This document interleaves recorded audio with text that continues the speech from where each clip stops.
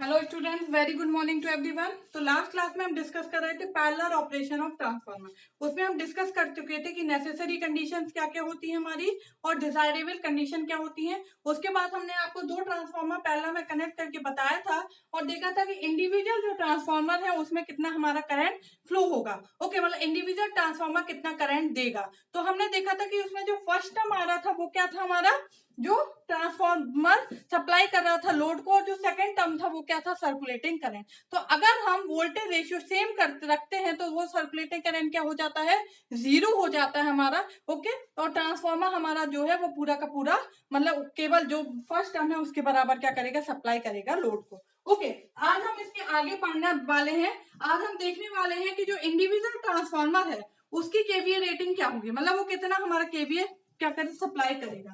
तो सपोज हम terminal voltage मानते हैं कि हमारा क्या है, वीएल है। ओके, अगर टर्मिनल वोल्टेज वीएल है तो S1 S क्या होता है, केवीए। ओके, क्या होता है मतलब V इंटू आई, मतलब केवीए को हम किससे, S से डिनोट करते हैं। इक्वल टू क्या हो जाएगा, V टर्मिनल वोल्टेज क्या है, VL into I1 conjugate. Okay, हम हमेशा क्या करते हैं, वेक्टर लेते हैं। तो VL इंटू I1 क्या था, हमने देखा था IL into Z2 by Z1 plus Z2। Okay, इसका क्या होगा, कॉन्जुगेट। तो जब हम कॉन्जुगेट निकालते हैं किसी दो टर्म का एक साथ तो उसका क्या होता है resultant, individual conjugate Z2 by Z1 plus Z2 का कॉन्जुगेट। ओके, तो VL IL कॉन्जुगेट ये क्या हो जाएगा, SL into Z2 bye Z1 plus Z2 का कॉन्जुगेट S1। ऐसे ही अगर हम S2 निकालेंगे तो वो क्या आएगा, VL इंटू I2 कॉन्जुगेट। तो इसको क्या लिख सकते हैं, VL इंटू I2 कॉन्जुगेट की जगह क्या लिख सकते हैं, IL into Z1 by Z1 plus Z2 का होल कॉन्जुगेट। तो क्या आ जाएगा, VL into IL conjugate Z1 by Z1 plus Z2 का कॉन्जुगेट। ओके, तो ये क्या लिख सकते हैं, SL into Z1 by Z1 plus Z2 का कॉन्जुगेट। तो ये हमने इंडिविजुअल ट्रांसफार्मर की केवीए रेटिंग निकाली कि अगर सपोज हमें ये दे दिया उन्होंने कि लोड केवीए कितना है हमारा, और ये दे दिए इंपीडेंसेस दे दिए कि इंडिविजुअल ट्रांसफार्मर के इतने इंपीडेंसेस हैं, Z1 प्राइमरी का इतना है और सेकेंडरी का इतना इंपीडेंस है। तो आप ये डायरेक्टली इस फॉर्मूले के थ्रू निकाल सकते हो इंडिविजुअल ट्रांसफार्मर की केवीए रेटिंग। तो ये फॉर्मूले से आपको याद रखने कि ट्रांसफार्मर वन की केवीए रेटिंग क्या होगी, SL into Z2 by Z1 plus Z2, और सेकेंडरी की क्या होगी, Z1 bye Z1 plus Z2। Okay, ये हो गए अगर हमारे दो ट्रांसफार्मर पैरेलल में कनेक्ट है तो आप किस तरीके से फाइंड करेंगे। ओके, अगर ऐसे ही for more than two transformers are connected in parallel. Okay, वैसे दो से ज्यादा का आता नहीं है, बट अगर फिर भी दो से ज्यादा ट्रांसफार्मर्स का पूछ लिया, ठीक है, for more than two transformer, अगर दो ट्रांसफार्मर से ज्यादा है तो क्या होगा, तो हमारा क्या होगा, एस आई। ठीक है, आई मतलब आई ट्रांसफार्मर, जिस ट्रांसफार्मर का पूछा, सपोज 1 2 3 4 5 फिफ्थ का पूछा है तो यहाँ पे आई क्या हो जाएगा, 5। Okay, S I equal to क्या होगा formula, S L into 1 divide by Z I divide by 1 by Z1 plus Z2 plus dot 1 upon Z N. Okay, तो ये हमारा इस अगर पूछ लिया तो यहाँ पे आई क्या होगा, जिसका भी निकालना, सपोज फिफ्थ का निकालना तो आई इक्वल टू 5 और एन क्या है, टोटल नंबर ऑफ ट्रांसफॉर्मर। तो अगर ऐसे मतलब ज्यादा दे दिए तो हम इस फॉर्मूले से निकाल सकते हैं। तो ये फॉर्मूला आपको याद रखना है इंडिविजुअल केवीए रेटिंग फाइंड करने के लिए। ओके, अब क्या होता है ट्रांसफार्मर में साथ में एंगल भी आता है, हम इसको क्या है, हम वेक्टर एडिशन करते हैं तो साथ में क्या करना पड़ता है, हमें ट्रांसफार्मर में एंगल्स को भी लेना पड़ता है। ठीक है, तो जो एसएल का एंगल होता है वो हम देखते हैं क्या होता है, अगर लैगिंग पावर फैक्टर है, ठीक है, for lagging power factor load, अगर लैगिंग पावर फैक्टर है तो जो एंगल है एसएल का वो क्या होगा, हमारा एसएल का एंगल जो है वो ग्रेटर देन 0 होगा, मतलब क्या आएगा, पॉजिटिव आएगा। और अगर लीडिंग पावर फैक्टर है, ओके, न्यूमेरिकल सॉल्व करेंगे तो आपको ये सारी चीजें याद रखनी पड़ेंगी। थ्योरेटिकल पार्ट तो हम अभी तक बता चुके हैं, उतना ही है कि नेसेसरी कंडीशन क्या है, डिजायरेबल कंडीशन क्या है, इंडिविजुअल ट्रांसफार्मर का करंट हम कैसे फाइंड करते हैं, इक्वल वोल्टेज रेशियो होगा तो क्या होगा। अब ये हमारा सारा न्यूमेरिकल क्वेश्चंस के लिए है कि अगर न्यूमेरिकल आ जाते हैं तो आप कैसे सॉल्व करेंगे। हम आपको बाद में न्यूमेरिकल भी एक इस पे सॉल्व करके बताएंगे। ओके, अगर लीडिंग पावर फैक्टर है तो उसमें जो हमारा एंगल है वो क्या करेंगे, लोड किए हुए क्या एंगल है वो लेस देन 0, मतलब क्या होगा, नेगेटिव होगा। ओके, सपोज हम एग्जांपल ले लेते हैं यहाँ कि अगर क्या है 100 kVA है, 0.8 लैगिंग है। ओके, तो हम इसमें क्या लेंगे, एसएल जो है हमारा वो कैसा आएगा, 100 at an angle 36.86 degree KVA. Okay, अगर लैगिंग है तो क्या लेंगे, पॉजिटिव। और अगर इसी में अगर सपोज ऐसा है 100 केवीए 0.8 लीड, तो एसएल क्या लिखा जाएगा, 100 at an angle -36.86 degree KVA. Okay, तो इस तरीके से हमें लेके चलना है जब भी हमें न्यूमेरिकल प्रॉब्लम सॉल्व करना है। ओके, अब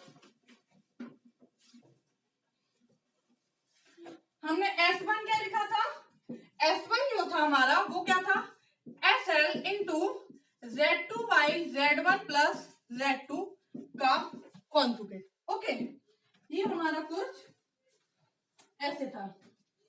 और S2 कितना है, SL into Z1 plus Z2 conjugate. अगर इन दोनों को हम डिवाइड करते हैं तो क्या आएगा, S1 by S2 equal to, ये कट जाएगा, ये हमारा कट जाएगा, क्या आएगा, Z2 बाई Z1 का कॉन्जुगेट, या फिर हम मोड के टर्म में भी लिख सकते हैं, केवल इनका मैग्नीट्यूड। तो ये एक हमारा रिलेशन आ गया कि S1 by S2 equal to क्या होता है, Z2 बाय Z1। ओके, ये हो गया हमारा, ये आपको सारे फॉर्मूले याद रखना है हमारे। ओके,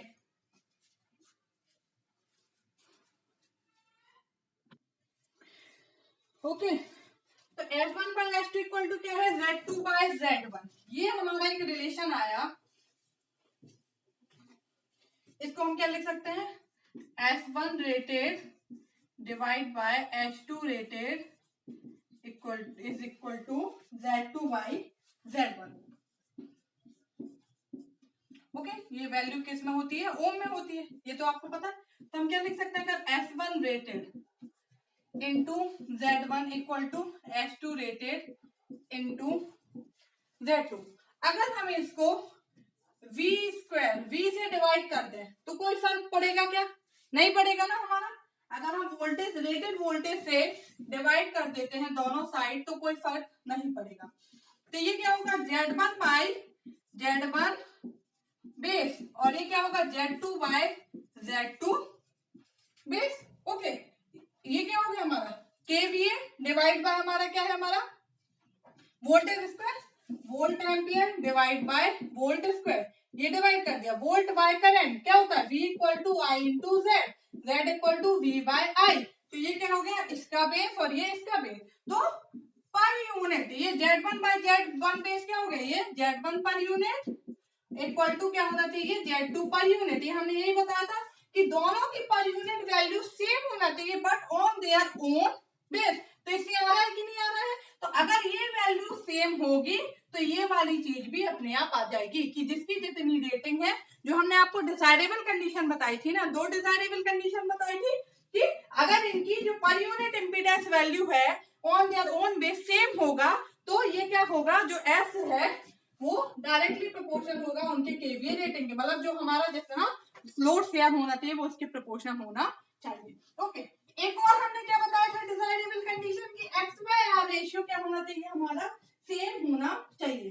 तो जेड इक्वल टू क्या होता है, आर प्लस जे एक्स, मतलब अगर मैग्नीट्यूड क्या होगा, R square plus X square, और एंगल क्या होगा हमारा tan inverse X Y are.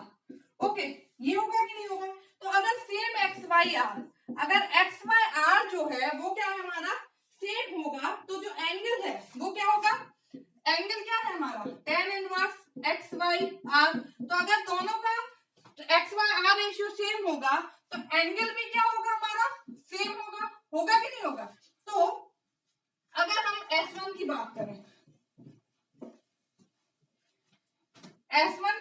करें तो S1 क्या होगा, SL at an angle theta L, okay, into Z2 at an angle theta divide by Z2 at an angle theta plus Z1 at an angle theta. दोनों का angle same होगा। अगर Z1 equal to Z2 है equal to X by R, तो इनका angle भी क्या होगा, सेम होगा, तो ये कट जाएगा। तो S1 इक्वल टू क्या आएगा, SL at an angle theta Z2 divide by Z1 plus Z2।